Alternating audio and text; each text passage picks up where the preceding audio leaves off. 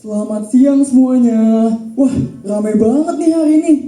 Mungkin sebelum kita mulai acara seminar pada hari ini, alangkah baiknya kita ngenalin diri dulu kali ya, Chris? Wah, betul sekali Lintang.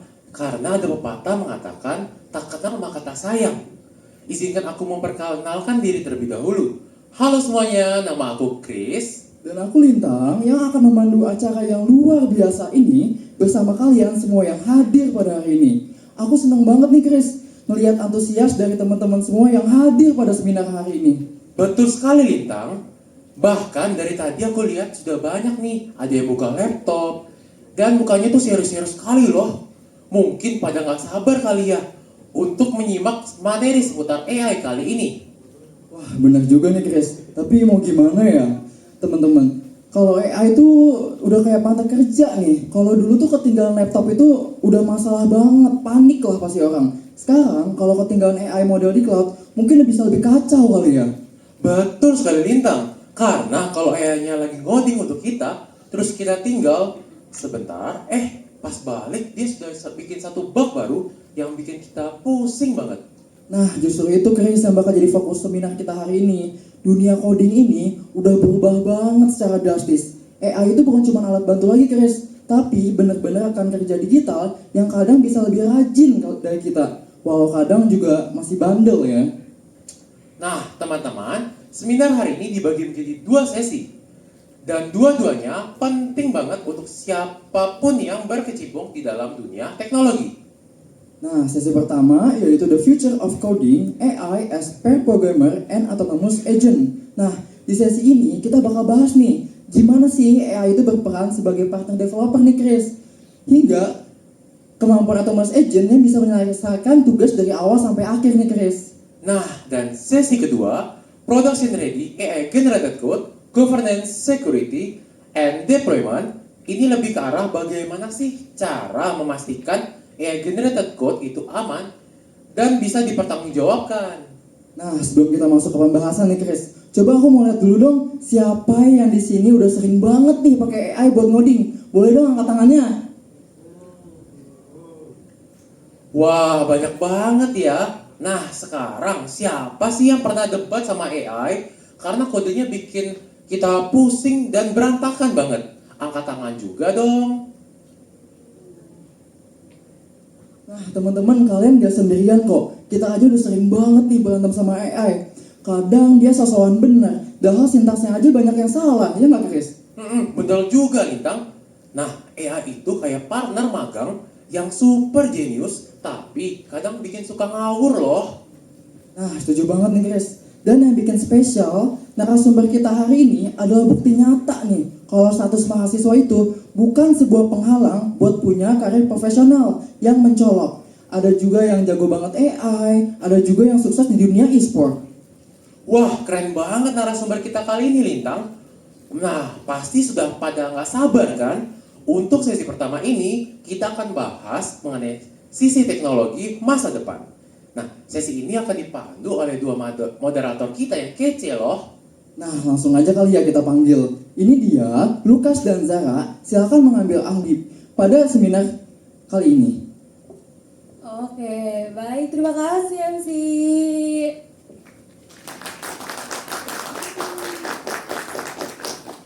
Halo teman-teman.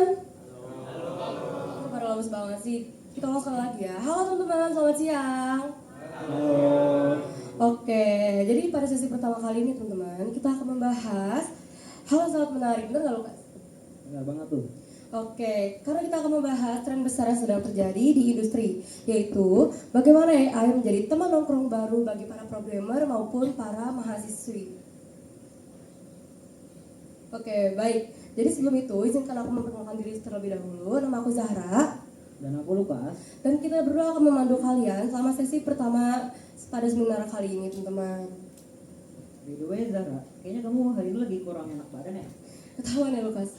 Banget sih. Oke, jadi teman-teman, karena kemarin 3 hari belakangan itu aku lagi sibuk, lagi hektik, jadi suara aku tuh benar-benar habis, teman-teman. Aku minta maaf ya sebelumnya, teman-teman. Kalau misalnya penjelasan atau kata-kata yang aku sampaikan tuh kurang jelas, teman-teman. Kamu udah nyoba konsultasi belum? Kalau ke dokter langsung, aku belum coba konsultasi. Tapi tadi pagi tuh aku nanya nih Lukas ke GPT, kira-kira obat apa sih yang aku butuhkan ketika suara aku tuh lagi serak-serak kayak gini. GPT jawab sih Panadol ya, cuman aku tuh gak ngerasa itu cocok gitu buat aku, jadi mungkin sedikit sesat ya teman-teman. Teknologi perkembangan AI sekarang benar-benar melesat ya. Betul banget. Ngomong-ngomong soal teknologi nih, narasumber kita pada sesi pertama ini memiliki profil yang sangat menarik nih. Wah, betul Lukas. Betul banget nih. Jadi, izinkan aku untuk membacakan sedikit profil dari narasumber sesi pertama kita kali ini. Jadi, beliau adalah seorang Google Student Ambassador yang aktif memfasilitasi workshop teknis dan membangun komunitas developer. Nah, ia membangun platform berskala besar menggunakan ekosistem Python dan juga JavaScript, teman-teman. Enggak hanya teori loh Sarah, beliau juga dikenal secara umum dan secara resmi sebagai Gemini edukator loh. Wah, keren banget Lukas. Nggak perlu lama-lama kali ya. Iya, betul. Mari kita sambut Kak Kanisius Bagaskara. Boleh dong tepuk tangan teman-teman. Oke. Selamat siang Kak Bagas.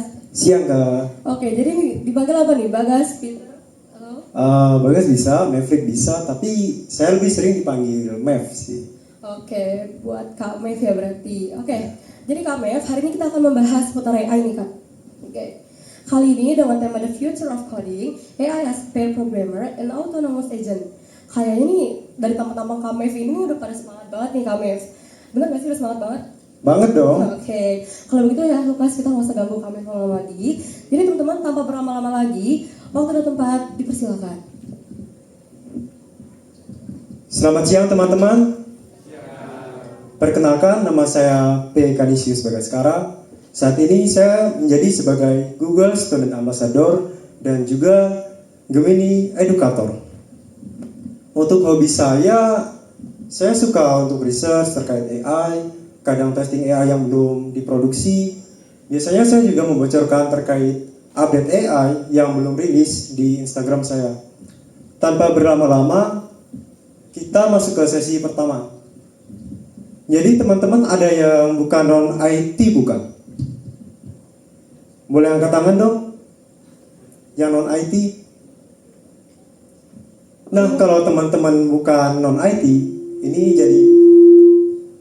jadi salah satu hal yang bagus banget buat kalian. Karena dengan Vibe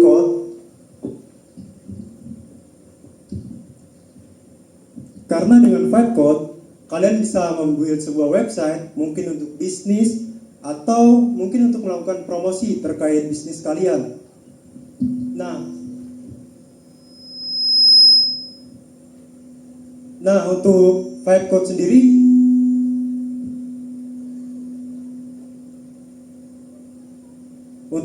sendiri mulai diperkenalkan pada Februari 2025.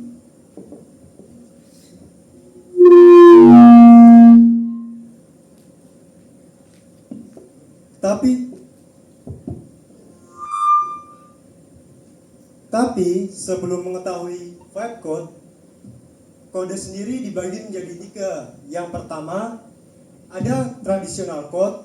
Yang kedua, ada namanya auto completion code. Yang ketiga yang terbaru dan paling modern, ada vibe coding. Teman-teman ada yang tahu nggak siapa nama bapak di atas ini?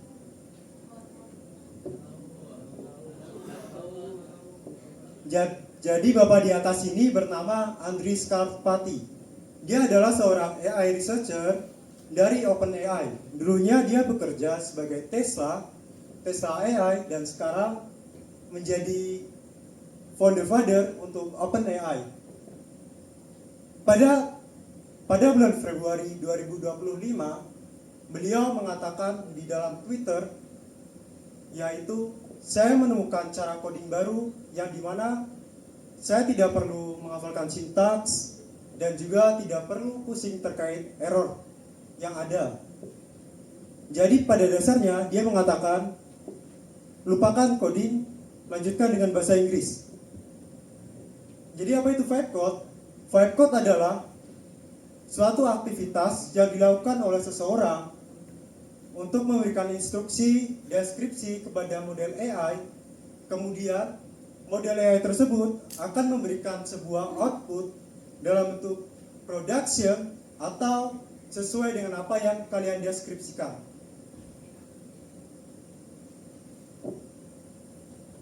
Nah, gimana caranya supaya AI itu bisa menjadi keren? Sebenarnya mereka punya 3 bagian penting. Yang pertama ada large language model. Dia adalah otak untuk melakukan vibe coding. Jadi LLM ini dia dilatih dengan miliaran data sehingga dapat memungkinkan AI ini dapat bekerja dengan sangat baik. Teman-teman ada yang tahu nggak?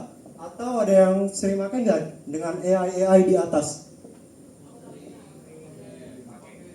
Pakai apa tuh yang paling sering?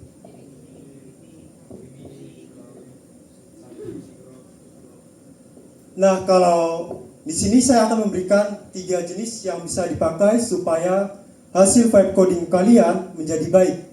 Untuk front end, kalian bisa menggunakan Gemini 3.0 Pro. Gemini ini dirilis pada tanggal 28 Oktober 2025. Dengan update terbaru kali ini, Gemini mengembangkan terkait vibe coding. Jadi dia lebih fokus ke arah coding daripada yang sebelumnya. Untuk backend, kalian bisa menggunakan Cloud. Dalam minggu lalu, Cloud baru saja merilis Cloud Opus 4.5. Banyak researcher mengatakan bahwa Cloud Opus 4.5 sudah setara dengan senior developer. Dia bisa menghandle banyak masalah-masalah yang sering terjadi di backend dan juga mengintegrasikan dengan front end. Untuk bug hunting, kalian bisa menggunakan ChatGPT atau menggunakan Codex.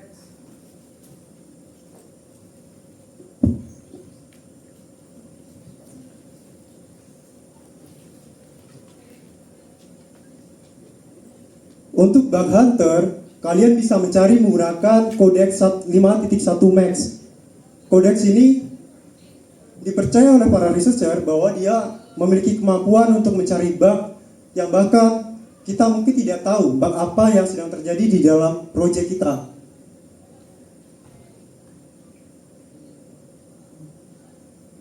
Yang kedua, arsitektur terpenting yaitu memori. Teman-teman ingat gak, waktu tahun 2023 AI masih belum bisa mengingat apa yang kita bahas. Contohnya ketika kita bertanya ke ChatGPT, siapakah nama saya? 5 menit kemudian ChatGPT kita tanya lagi, dia bakal tidak paham. Dia mengatakan, saya tidak tahu nama Anda. Bolehkah tolong Anda memberitahu nama Anda? Nah, itu terjadi pada 2023. Tapi setelah 2024, tim AI melakukan update besar dengan menambahkan memori. Dengan adanya memori, kalian bisa berteks atau chatting dengan AI dan AI akan mengingat selama waktu yang ditentukan. Biasanya bisa sampai 6 bulan.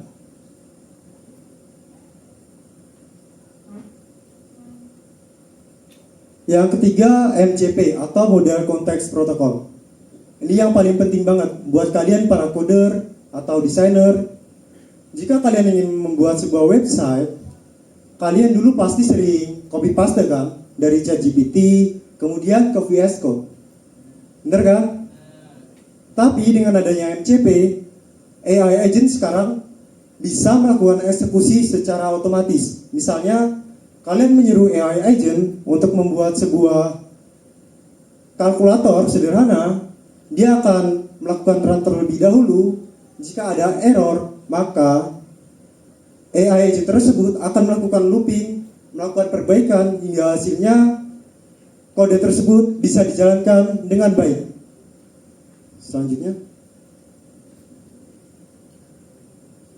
Nah, setelah kita mengetahui 3 arsitektur utama dalam vibe coding, kita akan membahas terkait dampak positif dan juga dampak negatif. Teman-teman ada yang tahu nggak dampak positifnya apa, dampak negatifnya apa? Jadi dampak positifnya, jika kita dulu coding atau membuat website mungkin butuh 1 minggu, tapi dengan adanya AI Vibe Code, kita bisa menggenerate website hanya kurang dari 10 menit. Yang kedua, efisiensi. Efisiensi membuat AI agent atau vibe coding yang kita lakukan sekarang menjadi lebih sangat cepat, sangat responsif, dan juga menanggulangi error yang ada. Untuk dampak negatif sendiri, dengan kita melakukan vibe coding, mungkin kita bisa saja menjadi lupa sintaks. Ketika kita ada error, kita nggak tahu gimana cara ngatasin, kita terlalu kecanduan dengan AI sehingga kita tidak ingin belajar lagi. Dan juga dengan adanya AI Vibe Code, kita bisa saja berhutang karena kalian tidak mengetahui apa yang kalian buat dan bagaimana security tersebut berjalan. Kali ini saya akan menceritakan real case yang terjadi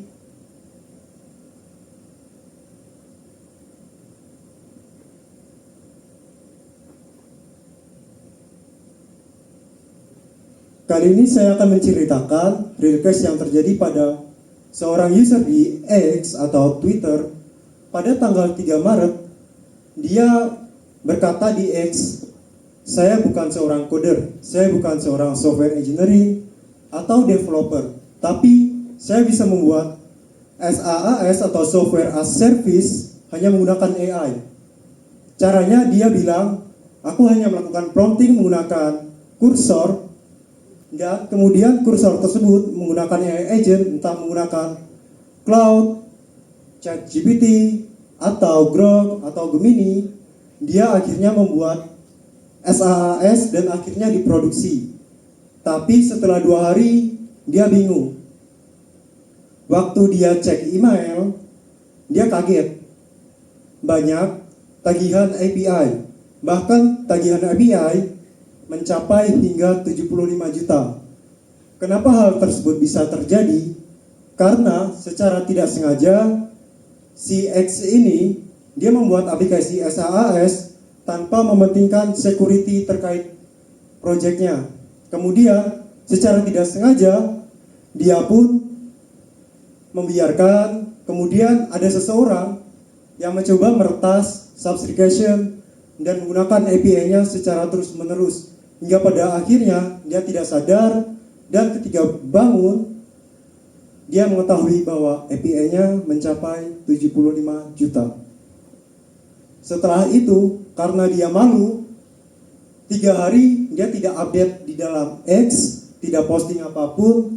Kemudian di postingan terakhir dia bilang, "Sepertinya saya akan menonaktifkan SaaS ini karena saya tidak bisa memperbaiki error yang ada." Jadi kesimpulan dari real case ini, kita bisa mengambil kesimpulan bahwa jika kalian ingin melakukan vibe coding, kalian harus memahami fundamental, security, algoritma, struktur data, karena hal itu terpenting. Jika kalian tidak memahami itu, ketika kalian mendapatkan error, mungkin kalian bisa saja menyerah, meminta AI untuk generate code baru. Bukannya fix, tapi AI malah menambah error lagi. Dan itu akan berulang seperti itu. Lanjut. Teman-teman ada yang pernah pakai tools di atas belum? Pakai yang apa tuh? Kalau yang paling atas kiri, ada yang tahu nggak? Jadi yang atas kiri itu namanya kursor. Kursor itu dia ditenagai oleh AI agent. Biasanya dia sebenarnya mirip seperti VS Code, tapi dia dipelopori oleh AI. Jadi kalian bisa menggunakan AI sebagai tab, sama sebenarnya seperti Copilot. Tapi bedanya dia memberikan akses premium termasuk Cloud Opus dan juga Cloud Sonnet 4.5. Untuk yang kedua, Windsurf. Windsurf juga sama seperti Cursor, mereka hanya melakukan upgrade dari VS Code, kemudian menambahkan beberapa fitur seperti Cache Code dan juga AI agent yang dapat bergerak sendiri untuk melakukan pemeriksaan kode error. Kalau ditanya saya pakai yang mana, saya pakai yang VS Code dan juga anti-gravity. Kenapa saya pakai anti-gravity dan VS Code? Karena menurut saya anti-gravity merupakan IDE agent terbaru. Dia bisa melakukan planning, kemudian melakukan eksekusi kode, dan juga AI agent bisa bergerak selayaknya menggerakkan mouse, sehingga dia bisa melakukan testing terhadap web yang ada. Untuk Cloud Code dan juga Gemini CLI atau Codex, ini salah satu AI agent yang dapat kita akses melalui terminal. Bisa diakses melalui VS Code, PowerShell, atau terminal, dan juga Bash.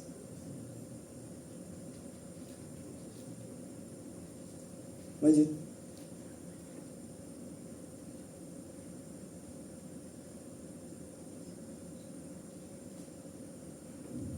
Boleh kasih lihat yang bagian Gemini tadi belum? Enggak.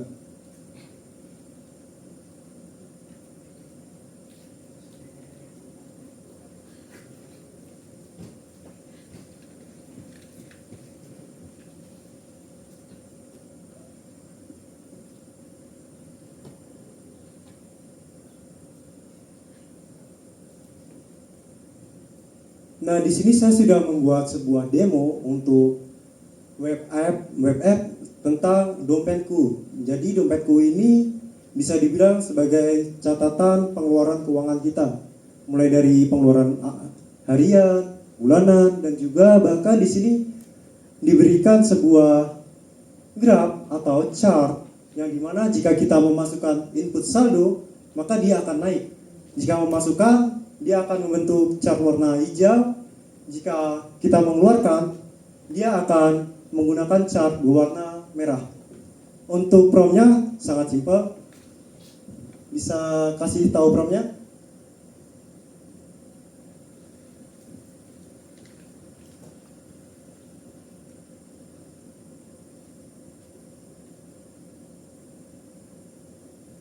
Jadi promnya hanya kamu adalah seorang web developer dan kamu diperintahkan untuk membuat web view dari HTML dengan pengatur uang bulanan dan juga tambahkan dashboard untuk menganalisa data dan juga input harian atau penggunaan atau outcome. Kemudian tambahkan grafik seperti tanggal serta bulan dengan real time. Boleh lanjut?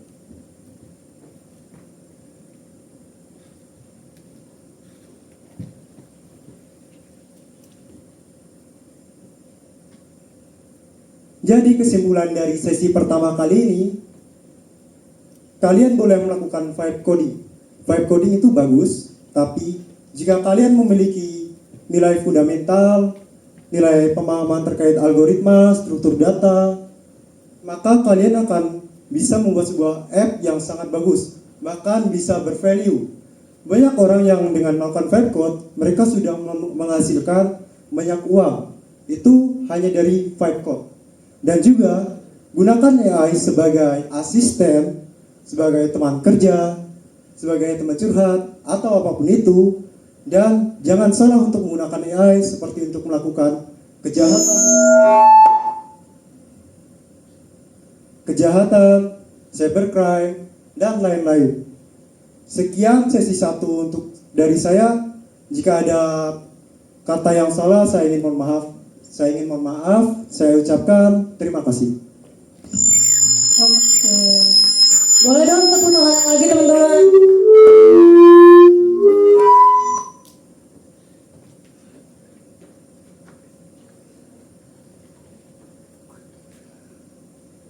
Oke, boleh dong tepuk tangan lagi teman-teman sekali lagi untuk narasumber pertama kita hari ini. Oke, Keren banget nggak sih Lukas materi tadi? Banget Zara. Oke. Mungkin kita boleh duduk aja kali ya Kak Bagas. Oke. Kalau dulu pas ngoding kita temenin kopi nih Zara. Sekarang kita temenin AI. Betul banget. Bahkan AI bisa bantu kita debug, kasih rekomendasi arsitektur, atau bahkan menulis unit test kembali lebih cepat nih Zara. Betul banget tuh Lukas. Tapi ya seperti hubungan pertemanan lainnya nih Lukas. Kadang AI juga tuh AI tuh bikin kita pengen tepuk jidat gitu rasanya. Bener banget tuh Zara. Oke, jadi di sini aku tuh mau nanya sebenarnya buat Kak Mev, gimana sih? Mungkin ini pertanyaan simpel dulu aja kali ya Kak. Jadi seperti yang kita tahu nih teman-teman, kita semua tahu tuh bahwa tools coding berbasis AI sekarang tuh berkembang dengan sangat cepat. Bahkan kayaknya tiap minggu tuh muncul editor baru ya Lukas, seperti Windsurf, Cursor, Anti-Gravity, dan juga banyak tools lainnya. Jadi sekarang ketika kita bilang ngoding itu sebenarnya yang ngoding itu bukan kita teman-teman, tapi kita tinggal ngoprom doang dan si toolsnya itu yang bikin kita coding bahkan proyekan kita itu teman. Jadi ini teman-teman ya. Pertanyaan pertama buat Kamev, mungkin menurut Kamev tuh dari berbagai AI atau coding tools yang sudah disebutkan tadi sebelumnya, apa sih perubahan yang paling signifikan yang mereka bawa ke workflow developer modern? Pertanyaan yang bagus. Tentunya untuk perubahan workflow yang signifikan antara yang modern dan juga yang tradisional. Jika tradisional, kita pasti belajar dari awal, mulai dari belajar fundamental, if, else, atau apapun itu, dan juga belajar struktur data, terus belajar algoritma. Sedangkan sekarang dengan adanya AI agent, kita bisa dengan mudah untuk melakukan pemrograman. Bahkan kita tidak perlu memiliki fundamental yang terlalu kuat. Dengan fundamental yang cukup, kita sudah bisa membuat sebuah apps atau web apps, bahkan software as service. Oh ya Kak Bagas, apakah Anda melihat bahwa tren vibe coding atau AI first idea ini akan menggantikan model idea tradisional seperti VS Code atau JetBrains? Boleh saya jawab menurut pendapat saya sendiri? Boleh banget dong Kak. Pergantian antara VS Code ke IDE terbaru yang diimplementasikan dengan AI menurut saya itu tidak akan pernah tergantikan. Karena dari awal kita semua selalu menggunakan VS Code. Bahkan sebelum kita mengetahui AI, kita tetap menggunakan VS Code. Bahkan dengan IDE baru seperti Cursor, Anti-Gravity, Set, Continue, Windsurf, dan lain-lain, itu mereka hanya mengimplementasikan atau mengupgrade versi VS Code ke versi terbaru. Jadi jika ditanya apakah menggantikan, tentunya tidak, tapi lebih ke arah upgrade ke versi yang lebih baik. Oke banget Kak Bagas, terima kasih untuk jawabannya. Sama-sama. Luar biasa sekali pemaparan dan diskusinya. Saya pribadi jadi makin yakin bahwa masa depan coding bukan digantikan dengan AI, tapi bekerja bersama AI ini. Bener banget Lukas. Oke teman-teman, boleh dong tepuk tangannya sekali lagi buat narasumber pertama kita ini. Oke teman, jadi sesi pertama ini sudah berakhir. Jadi saya ucapkan terima kasih untuk narasumber. Dan sisanya mungkin akan kita kembalikan kepada MC kali ya Lukas. Bener banget, Oke, Bu. boleh MC.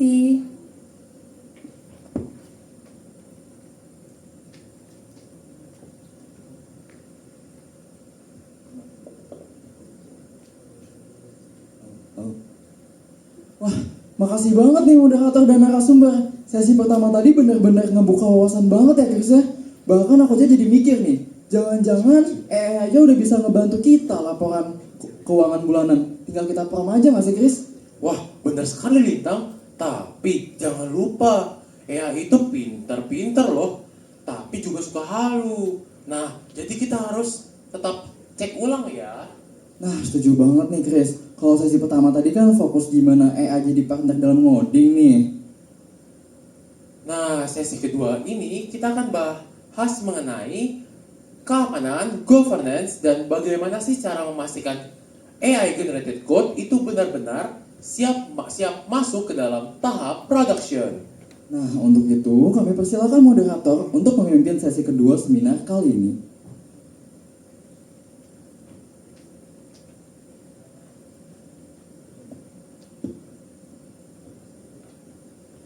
Terima kasih MC. Teman-teman bosan gak sih ketemu aku lagi? Oh, bosan. Oke teman-teman, tapi teman-teman gak usah khawatir karena di sesi kedua kali ini kita akan membahas topik yang berbeda dan juga jauh lebih menarik seputar apa nih Bradley? Seputar cyber security teman-teman. Betul banget. Betul banget. Oh, tapi di sesi kedua kali ini aku nggak bersama moderator yang tadi temenin aku di sesi pertama.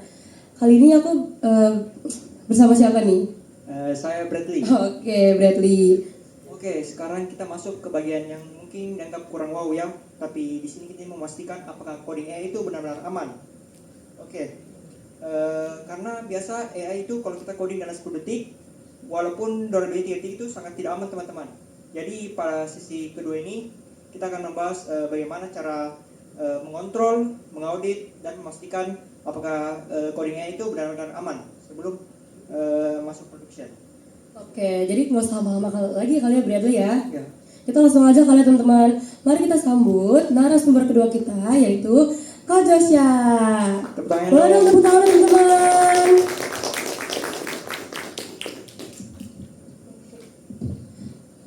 Oke, selamat siang Kak Josya. Selamat siang. Oke, jadi udah tahu kan Kak pada siang kali ini tuh kita mau ngasih materi apa sih untuk sesi kedua kita? Jadi sesi kedua ini kita akan memberikan materi tentang keamanan dan governance. Oke, Kak Josya udah siap? Siap. Wah, karena Kak Josya udah siap nih Bradley ya. Mungkin kita nggak usah lama-lama lagi kali ya di sini. Oke, jadi untuk Kak Josya, waktu dan tempat dipersilakan. Oke, selamat siang teman-teman. Oke, masih semangat? Masih. Kayaknya kelihatan ngantuk sih pasti. Oke, sesi kedua ini kita akan membahas tentang keamanan yang dimana mungkin orang-orang masih belum terlalu care ya kepada keamanan ini. Banyak banget beberapa kasus di mana yang sering kebobolan yaitu di bagian keamanan. Nah, padahal keamanan ini adalah hal yang sangat penting ya. Bukan dari segi desain, bukan dari segi bagusnya suatu website ataupun suatu data, tapi yang paling terpenting yaitu adalah keamanan. Keamanan ini sendiri itu sangat penting ya. Jika kebobolan pasti data penting-penting kita kan pasti bocor dan pasti akan bakal dijual yang dinamanya ke dark web. Itu pasti sangat serem ya. Oke, sebelum masuk ke materi, jadi di sini ada profil singkat saya. Nama saya Josya Pahala Tenas Pelakir. Saya 19 tahun dan hobi saya sendiri yaitu game, terus juga videograf, fotograf, basketball dan juga video editing.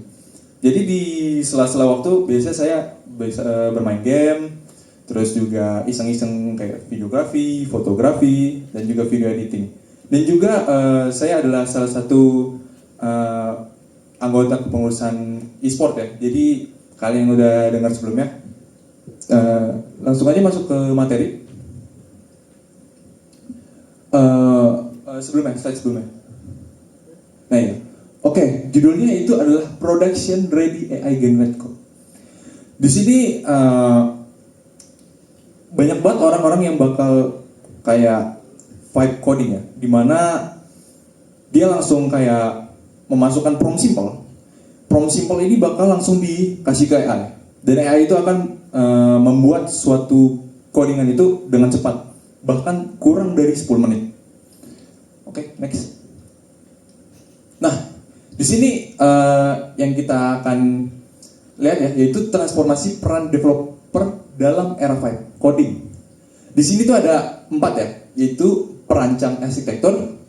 Yang perancang arsitektur ini kita menentukan sebuah struktur yang dimana kita menentukan terstruktur ya, misalkan kayak sebuah codingan kita harus terstruktur dari bagian sintaksnya, dari bagian desainnya, dan di sini juga ada desain sistem secara menyeluruh. Jadi ini kita udah menstruktur sebuah codingan, sebuah desain ya, jadi supaya rapi. Begitu juga yang kedua yaitu kurator kualitas, memastikan kode memenuhi standar kualitas tinggi. Kalau misalkan kita nggak memenuhi standar tinggi, otomatis beberapa codingan itu tidak berjalan dengan baik. Yang ketiga itu pengawas keamanan. Nah ini nih, menjaga integritas dan keamanan aplikasi dari ancaman. Nah pengawas keamanan ini itu sangat penting banget teman-teman. Misal nih, andaikan nih kalian membuat sebuah codingan, kalian lempar ke AI bakal generate sebuah codingannya. Terus kalian pakai ke publik tanpa adanya keamanan. Otomatis beberapa orang yang melihat suatu codingan tersebut dia bakal mengambil. Tidak ada keamanan ya. Jadi gampang banget diambil alih oleh pihak yang tidak berwajib ya. Terus yang keempat yaitu adalah validator logika bisnis, di mana memastikan implementasi kode sesuai dengan kebutuhan bisnis. Jadi AI ini sangat membantu di bagian bisnis ya, dari bagian analisis itu sangat penting ya. Oke, next. Nah, di sini ada governance, fondasi kualitas kode AI. Di sini ada 3, yaitu AI self review. Jadi AI self review ini dia akan mereview dari prompt yang sudah dibuat oleh manusia. Dia akan mereview dan akan menganalisa lagi apakah prompt manusia buat itu apakah benar dan sesuai. Jika dia salah, otomatis dia akan menganalisa lagi dan akan membuat lagi dan sampai sebuah codingan itu berjalan dengan baik. Yang kedua yaitu automated quality gates.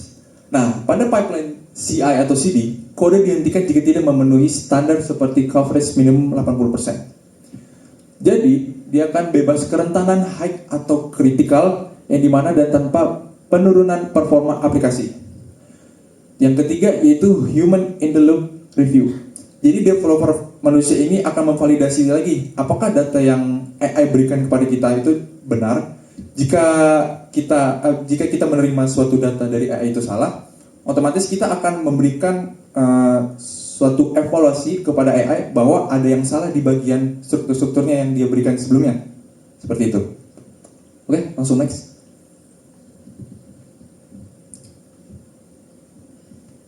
Di sini ada transparansi dan akuntabilitas. Di sini ada 4, teman-teman. Itu model AI yang digunakan. Informasi tentang versi dan jenis model AI. Ini yang sering banget kalian pakai nih pasti, kayak Gemini, GPT, terus juga Claude. Itu sering banget 3 itu untuk suatu codingan. Apalagi kalau Gemini buat prompt gambar itu sangat bagus, teman-teman. Kalau misalkan kalian butuh gambar di website kalian, pakai aja Gemini. Itu sangat rekomendasi banget. Terus juga bagian kalau misalkan ke coding, pasti beberapa orang di sini pasti makainya GPT atau Claude. Benar kan teman-teman? Benar. Yang kedua yaitu prompting developer. Nah, jadi kalau misalkan kita ngasihnya promptnya asal ke AI bakal otomatis akan memberikan jawaban yang asal juga. Jadi kalau misalkan kita memberikan prompt yang terstruktur, otomatis AI akan memberikan codingan yang lebih terstruktur gitu. Yang ketiga itu tingkat keyakinan AI. Nah, di sini sebagian orang-orang mungkin bakal mempercayakan suatu prompt itu kepada AI tersebut. Jadi kita tidak mengingat lagi sebuah sintaks-sintaks yang kita pelajari sebelumnya. Jadi ada beberapa orang yang percaya bahwa AI itu dapat membantu sepenuhnya. Ada juga beberapa orang yang tidak mempercayai AI tersebut karena mungkin harus mempelajarinya lagi untuk dari prompt terstruktur gitu. Dan keempat yaitu perubahan manual. Seberapa besar kode diubah atau disesuaikan secara manual. Jadi kalau misalkan kalian pusing atau bingung itu kan biasanya tanpa AI kalian kan bingung ya mau kemana nyarinya. Biasanya kan baca-baca buku atau misalkan nanya teman. Nah kalau sekarang AI itu bakal membantu banget kalian untuk mencari kesalahan-kesalahan kalian dalam mengcoding gitu. Next slide. Oke, di sini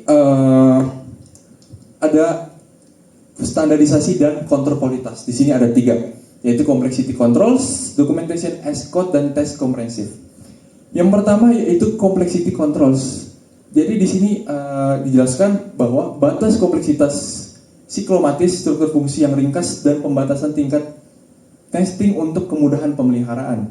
Nah, untuk documentation as code itu dia mendokumentasi wajib disertakan dalam kode, menjelaskan tujuan, parameter output, dan potensi exception untuk setiap fungsi publik. Jadi kalau misalkan kalian ada suatu bug ataupun masalah, jadi kalian harus memberikan dokumentasi full kepada AI. Jadi supaya AI itu bisa tahu di mana letak kesalahan yang kalian buat sebelumnya. seperti itu.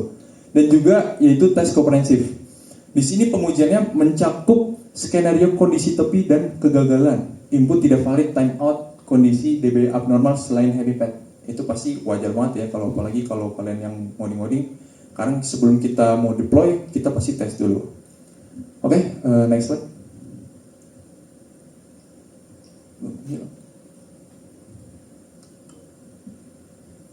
Next slide.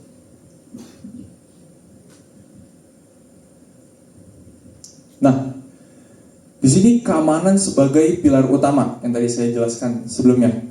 Tanpa keamanan, pasti pihak-pihak anonimus itu bakal membajak data-data kita secara tidak langsung, teman-teman. Di sini kita bisa lihat ya, ada 3, yaitu scanning SAST, pemindaian source code analysis tool untuk mendeteksi kerentanan OWASP top 10. Jadi OWASP itu apa sih? OWASP itu yaitu adalah Open Web Application Security Project, yaitu dia kayak memberikan sebuah resiko-resiko besar dan resiko rentan yang biasa terjadi pada saat ini. Dan OWASP ini tuh diubah pada tahun 2003 yaitu dengan nama Open Worldwide Application Security Project. Dan yang kedua yaitu validasi dependensi, memastikan library yang dipilih AI tidak deprecated atau memiliki celah keamanan. Nah, di sini tuh beberapa orang tuh memakai library AI yaitu PyTorch yang diakui keamanannya itu sangat aman dan ketat ya. Yang ketiga itu pengelolaan secret, tidak boleh ada hard coded credential. Nah, di suatu perusahaan, kita kalau bahas suatu perusahaan ya, dia itu tidak boleh memberikan yang namanya hard coded credential. Kenapa? Misal nih, kita akan memberikan hard coded credential kita kayak ini, kita lempar ya, kita rincikan, kita analisis menggunakan AI. Otomatis AI itu merekam apa yang kita lempar ke AI tersebut.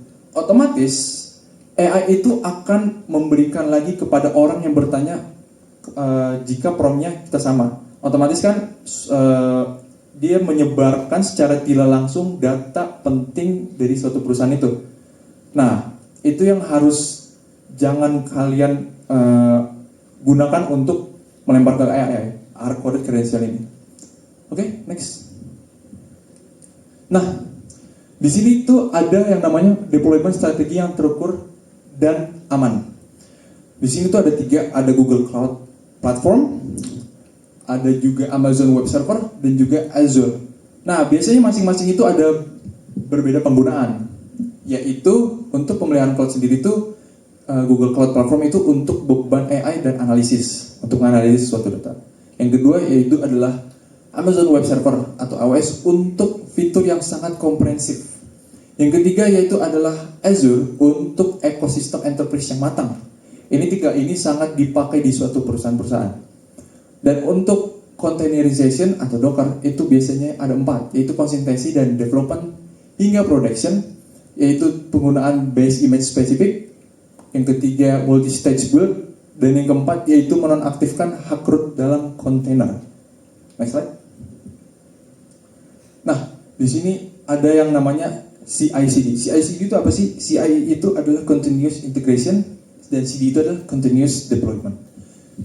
Di sini kita masuk ke bagian deployment dengan pengaman. Di sini ada 3 teman-teman, yaitu ada blue-green deployment, canary release, dan juga automated rollback. Nah, untuk blue-green deployment ini, dia itu adalah menghindari downtime dengan menjalankan 2 lingkungan identik dan mengalihkan lalu lintas. Yang kedua yaitu canary release, mendeteksi masalah di awal dengan merilis fitur ke sebagian kecil pengguna. Yang ketiga yaitu automated rollback, mekanisme otomatis untuk mengembalikan ke versi sebelumnya jika terjadi masalah. Misalkan contohnya di sebuah aplikasi 3.0 nih mengalami permasalahan, otomatis dia akan balik ke versi yang sebelumnya, misalkan yaitu 2.5 atau misalkan 2.6 gitu. Oke, next slide. Nah, ini kita bisa lihat di sini ya.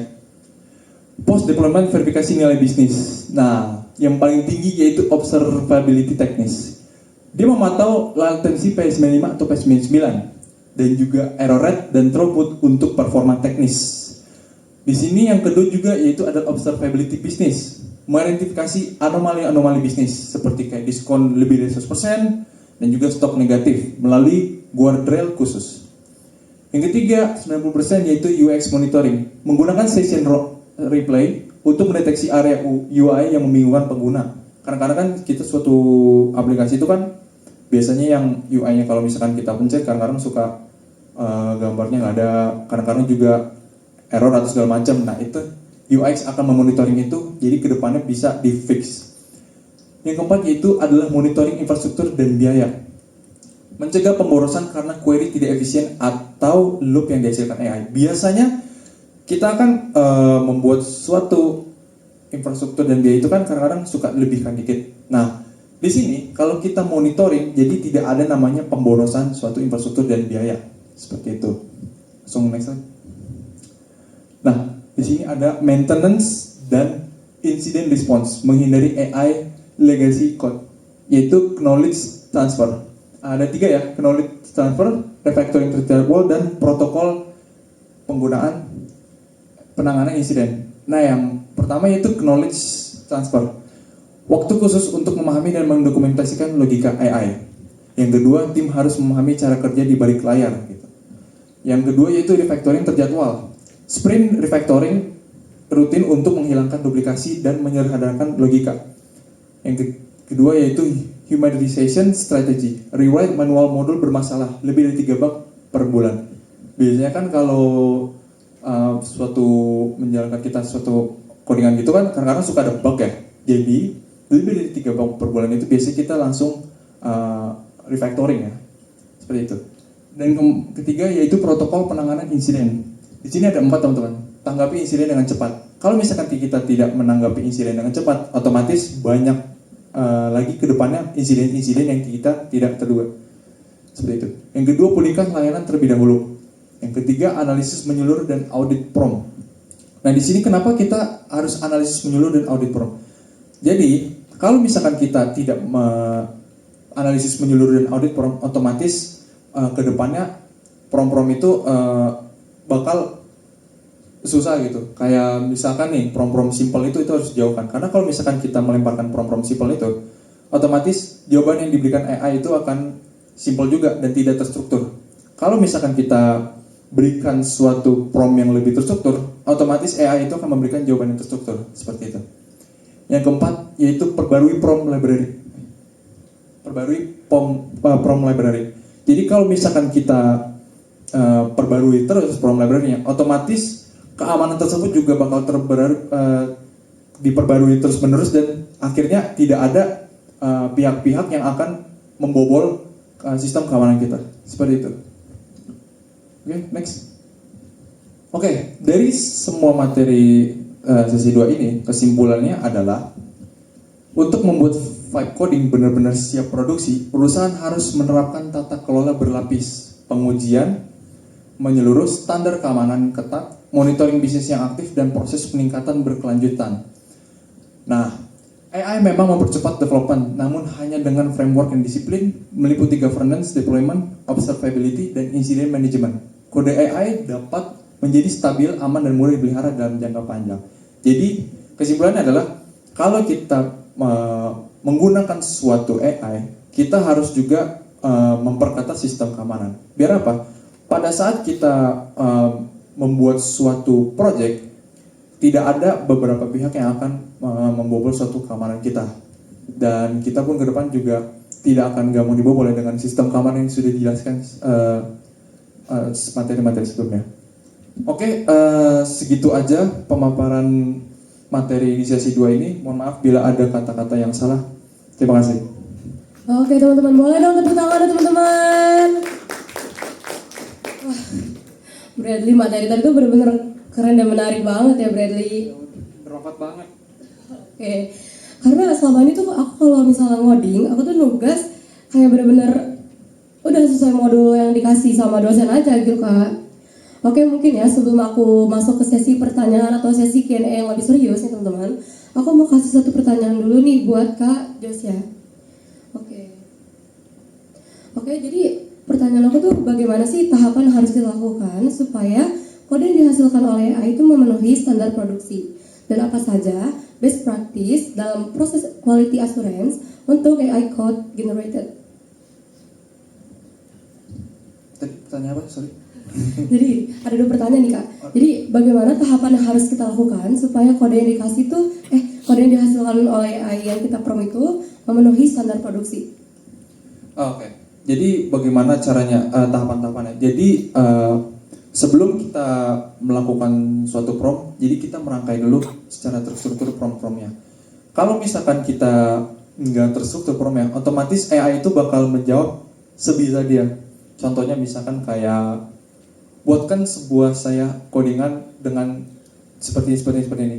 Jadi dia bakal menghasilkan codingan yang simple, tidak terstruktur. Kalau misalkan kita bandingin dengan terstruktur, kita mulai dari poin pertama seperti apa, poin kedua mau sistemnya seperti apa, yang ketiga desainnya seperti apa, otomatis AI itu bakal menjawab apa yang kita buatkan, jadi lebih terstruktur gitu. Terus mungkin apa aja sih best practice dalam proses quality assurance untuk AI code generated itu? Best practice-nya sih apa ya? Banyak sih sebenarnya. Kalau misalkan kita bisa lihat ya, misalkan kayak berbagai prompt, misalkan kayak ChatGPT atau mungkin Gemini gitu, bisa kita dia bisa kita gunakan sebagai prompt simple karena dia itu kan bukan termasuk apa ya? Dia itu bisa menangani prompt simple yang kita buat gitu. Jadi kalau misalkan kita membuat suatu gambar yang simple, Gemini itu bisa membantu kita dan bisa membantu kita untuk lebih terstruktur lagi. Kalau misalkan untuk codingan itu biasanya lebih ke arah ChatGPT. Jadi ChatGPT itu biasanya kadang-kadang suka ada nih prompt-prompt yang mungkin kurang di dia tuh, dia bisa bantu seperti itu. Oke nih, terima kasih banyak ya Kak buat jawabannya sebelumnya. Boleh dong tepuk tangan teman-teman sekali lagi. Oke teman-teman, kita akan memasuki sesi Q&A. Tapi teman-teman, karena sayang banget nih waktunya terbatas, mungkin kita hanya bisa mengambil 3-4 pertanyaan. Jadi buat teman-teman yang ingin bertanya, boleh dong tunjuk tangan. Langsung angkat tangan ya. Ada yang mau bertanya teman-teman? Oke, boleh Lintang, mungkin boleh di over ya.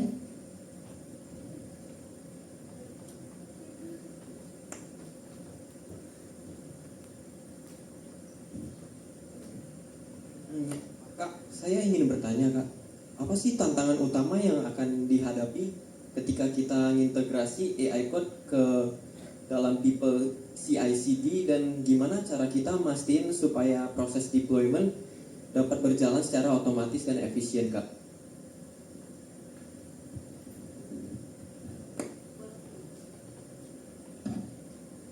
Oke, saya akan langsung jawab ya. Jadi di CI/CD itu kan dia perlu yang namanya mengaudit suatu codingan tersebut. Nah, jadi kalau misalkan kita asal langsung memberikan tanpa adanya audit atau review, otomatis dia berantakan dan adanya bias algoritma seperti itu. Jadi kita perlu yang namanya mengaudit prompt tersebut dan juga direview apakah ini sudah benar atau tidak. Kalau misalkan ini masih belum benar, kita akan coba lagi untuk menggenerate lagi sampai benar. Seperti itu sih. Apakah cukup? Oke, kasih. Ya mungkin ada yang mau bertanya lagi? Oke, boleh. Aku mau nanya buat narasumber sesi kedua tadi. Aku mau nanya dalam proses deployment kode AI ke lingkungan produksi. Menurut kakak langkah apa saja yang harus dijalankan untuk memastikan bahwa hasil AI tersebut telah melalui keamanan, audit, dan uji fungsi yang dapat digunakan secara aman oleh publik? Terima kasih.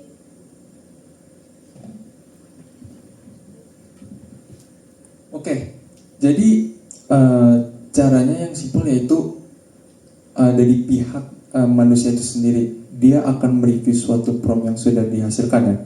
Kalau misalkan sudah melewati audit, sudah melewati dari tahap review itu, kalau misalkan dari humannya sudah melakukan tersebut, dari AI pun juga akan mereview itu sendiri. Misalkan contoh, kadang kalau kita menggenerate itu kadang-kadang suka dari AI itu suka menanyakan kayak misalkan kayak apakah ada yang bisa saya bantu lagi ataukah apa yang saya bisa ringkas lagi seperti itu kan.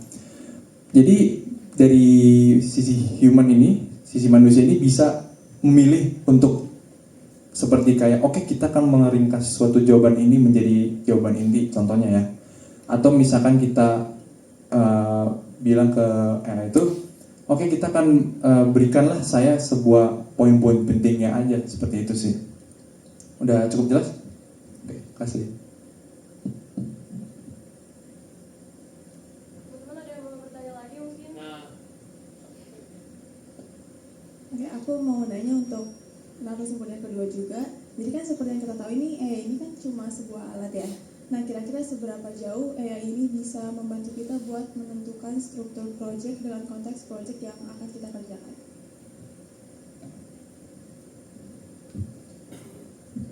Oke. Tadi apa pertanyaan, sorry?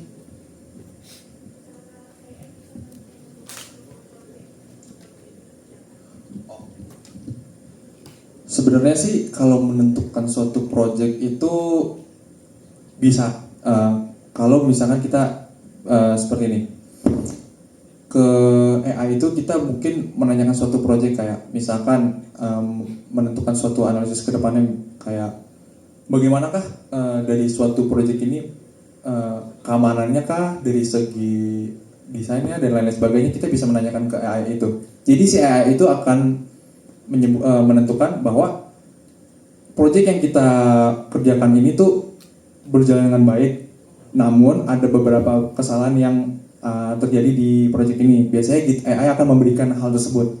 Atau kalau misalkan memang sudah baik, udah berjalan lancar, biasanya AI akan menjawab seperti kayak sebuah project ini sudah berjalan dengan lancar tanpa adanya permasalahan. Dan biasanya AI itu akan merekomendasikan sebuah kayak contohnya sebuah keamanan, atau mungkin membuat desain lebih menarik, atau mungkin dia akan membuat kayak contoh-contoh font-font yang lebih menarik mungkin biar orang-orang itu bisa melihat seperti kayak tertarik untuk melihat sebuah project ini gitu. Apakah sudah jelas? Oke, kasih. Oke, tapi menurut aku tadi materinya tuh lebih bisa nyambung juga untuk sesi satu kita nih. Jadi menurut Kamev mungkin ada jawaban lain?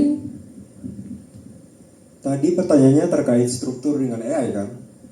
Jadi sebenarnya ketika kita melakukan prompting itu ada beberapa tahap. Pertama, kita melakukan input deskripsi. Yang kedua, di bagian sinilah AI menentukan struktur apa yang bakal dibuat.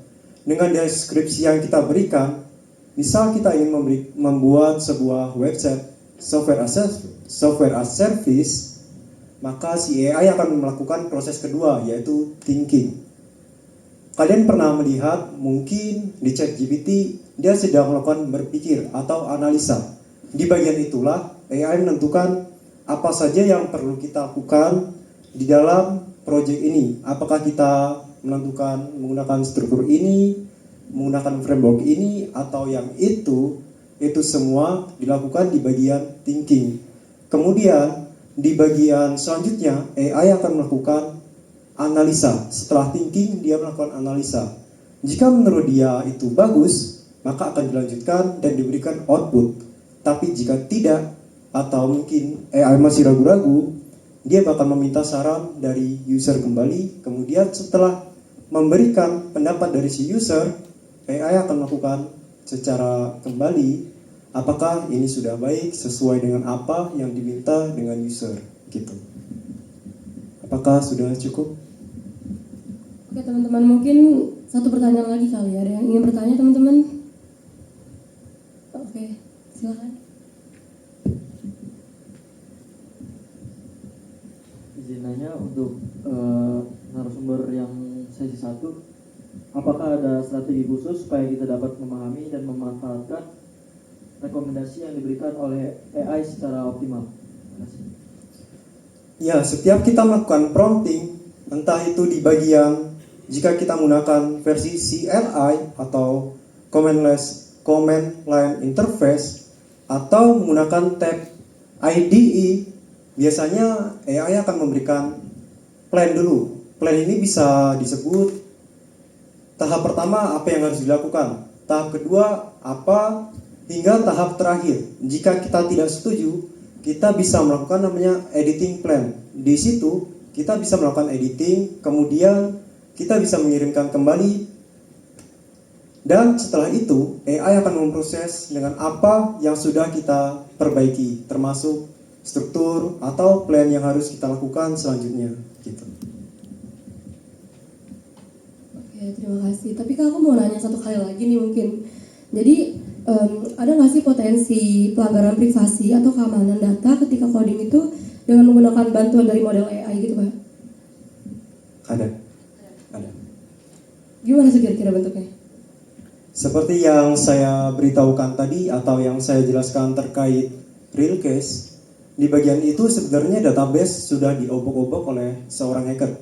Jadi semua data privasi pengguna yang melakukan login ke dalam SaaS tersebut, datanya semuanya bocor dan bisa diakses oleh banyak orang.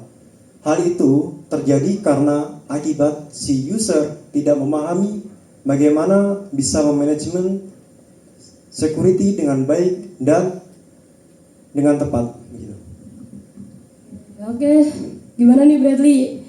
Kira-kira jawabannya udah cukup mantep banget ya untuk hari ini. Betul banget. Oke, mungkin teman-teman terima kasih. Sebelumnya aku mau ucapin terima kasih banyak buat narasumber.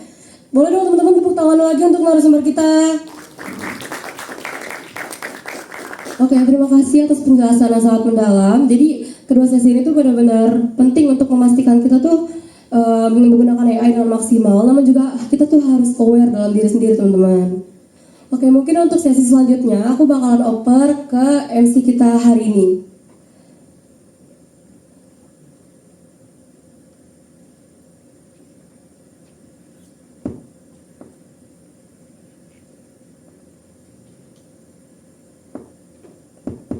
Oke, terima kasih kepada semua narasumber, moderator, dan peserta yang hadir hari ini. Nah, Chris, kita udah belajar banyak banget nih dari gimana sih AI itu bisa jadi pair programmer yang asik banget nih, hingga bagaimana bisa mastiin codingannya tuh aman banget nih buat digunain. Nah, sebelum kita lanjut, kita ada momen spesial nih, Chris. Sebagai bentuk apresiasi kami kepada narasumber yang sudah berbagi ilmu luar biasa hari ini. Kami mengundang perwakilan panitia untuk naik ke panggung guna menyerahkan sertifikat kepada para narasumber kita dan juga sesi foto bersama.